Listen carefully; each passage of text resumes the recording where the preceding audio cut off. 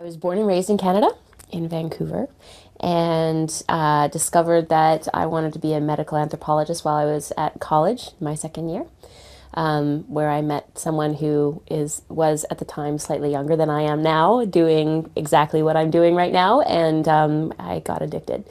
So from that point forward, I started following anthropology as a major, and then I couldn't get enough. And so I went to grad school and I picked up a couple of master's degrees, one in African and African American studies from the State University of New York at Albany. And then the other one was a master's in anthropology from the University of Florida, where I continued on to do my PhD. And while I was at the University of Florida, I'd always wanted to learn an African language, and I really wanted to work in East Africa, which was where my mentor from college had worked. She worked in Uganda. And so they had a great African language program, an African Center at the University of Florida. So this was the perfect fit for me, and I just had a wonderful experience there, getting an education. I was able to teach a lot while I was there. I taught topics I hadn't really thought I would ever teach on. Human Sexuality and Culture, which was a class that had 671 students per semester, so a little different than Northwestern. I taught cultural anthropology. I got to teach on HIV in Africa. And while I was in grad school, I thought I was going to do work on AIDS orphans and family structure, the kind of thing that a lot of people want to do. Oh, I want to help with AIDS. But when I went over to Tanzania for a language training program that was funded by the U.S. government, when I got there, a friend of mine got sick, and she went to the doctor and she came back terribly confused and about what pills she should take and why she was taking them. And so I went back to that private doctor with her, where I realized that actually there's a lot going on here in terms of just medicine as a whole. They had an entirely different way of thinking about how they were treating and healing people. And so because there were so many development organizations in the area and there was a really interesting change in health policy and structure, I got really hooked on trying to figure out what does it mean when the government overhauls their entire health sector. What does it mean to be a patient? What does it mean to be a healthcare provider? What does it mean when we have all of these governments that are investing tons of money into one thing? What does it mean for people that have that one thing or part of that one population? And what does it mean for the people that don't? So, what does it mean to be HIV positive when you have access to free drugs, but to have malnutrition and you don't have access to good food? And so I got to explore those issues a little bit initially when I went back for additional medical Swahili training in 2005, and then I started my research there in 2008 on all of that. This last year is my first year, so I taught the Introduction to International Public Health, which is the required core course for all of the minors. And then I got to develop 5 other courses for the year. So my first quarter I taught HIV/AIDS in Africa, which I had taught previously at the University of Florida, but this was the quarter system and a different set of students, so it got tweaked a lot. And then in the winter quarter, I developed a class on qualitative research methods in global health research, which ended up being a tremendously fun class for the students and for me, as well as biomedicine and culture. And then in the spring quarter, I did a class on indigenous medicine and global health, and another one on hospital cultures. And hospital culture sounds a lot like biomedicine and culture, but they're actually tremendously different classes. One is really looking at why when you walk into one hospital in the middle of Bangladesh, we recognize it as a hospital, and yet it's so different from walking into the one in Thailand. And so that class is really thinking about institutional cultures and how medicine and infrastructure and administration and policy and economics all play in to the way that healthcare is delivered in hospitals. It's been great. One of the big pleasures about teaching in a global health program is that your students are there because they want to be. So it's not like in a major where you have to do a distribution requirement that requires you take all of, the history of theory or this kind of thing. global health is by nature interdisciplinary, and I'm a very interdisciplinary person. And so you have students that are interested in being there, but they have other minors. So you get a bunch of people that are, of course, pre-med, but then you get to mix them with people that have double majors in chemistry and English literature, and another person that's doing something on political science and communications, and another person that's in human, what is it? Human science and culture, and they all have very different perspectives, and the students here, many of them are very well traveled, or they have very diverse backgrounds, which means they're always bringing into the classroom little nuggets of, oh, well, when I was in Peru, this happened, and I wonder how we can think about this in terms of that example. And so you have enough teaching material just in the students that are in the classroom to develop an entire class on its own. So it makes teaching here extraordinarily rewarding and fun.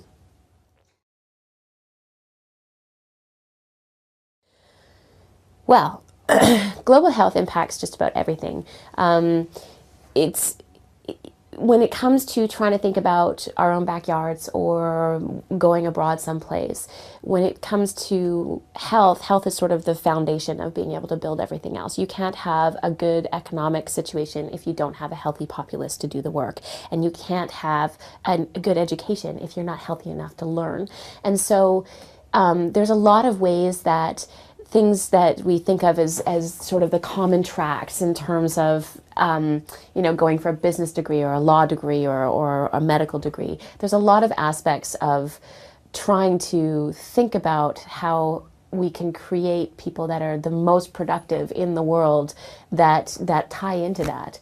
If you want to have people that are able to make the world go forward in a variety of different ways, then we're underutilizing our human capacity. And so global health can really start helping people think creatively about how are ways that we can think about improving this situation at home or elsewhere in a way that brings all those talents to the best place that they can be to be able to move forward in creative directions. Right now they say that the careers that our undergraduates are going to have in 5 years don't even exist yet. So I think the more that the students can be taking things that are maybe multidisciplinary and thinking about things simultaneously, not just economics or political science, but how does political science and art fit together in some novel ways? And Northwestern is an amazing place to be able to do that kind of thing.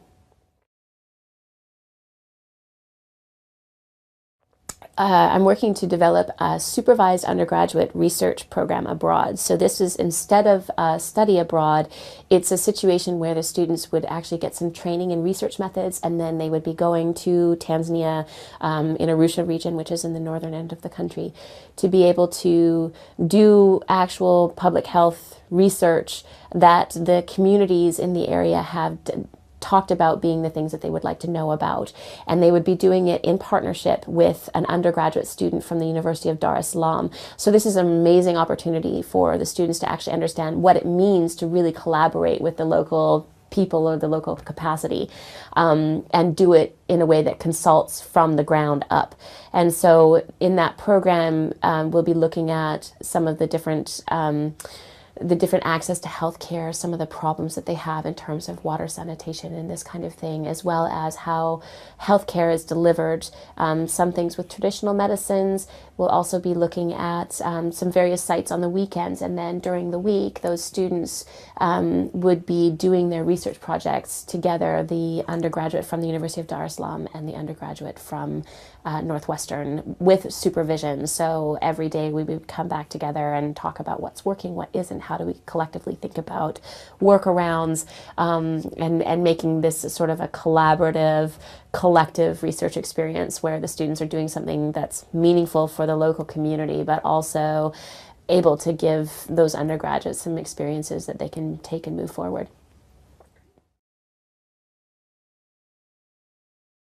In Tanzania, I'm starting up a project to look at the experience of students from all over the world who go to Tanzania to do these medical missions or international medical electives. And so there's very little information about how it's experienced on the ground. We know why people want to go, and there's been a lot of surveys with students after they get back, but very little about how they insert themselves into a clinic or a hospital, or how they figure out where to use their strengths and where their limitations are and how to get around that. And so I'm starting up a pilot of a wider study in Tanzania this summer that will actually be interviewing people from Europe and North America and Australia who are coming to that area to work in some capacity in healthcare. And then I'm also developing a new research site here in the Chicagoland area where we're going to be collecting testimonials and interviews with students who have already been on some of these global health study abroads or the medical missions or international medical electives to talk about what they thought about it before they went, what they didn't expect when they got there, what that experience has meant to them going forward, what ideas have changed. So instead of doing it in a survey capacity, it's really going to be talking to people about what that meant for them, or what connections they've maintained or not, and why, and how it made those people think about their place in the world. And so that project here will actually involve a lot of our undergraduates eventually, where I'll be compiling a team of undergraduate student researchers who will then be interviewing some of the people that have been on these international medical electives or volunteering missions, to be able to, again, increase their skills and at the same time contribute to a wider research project.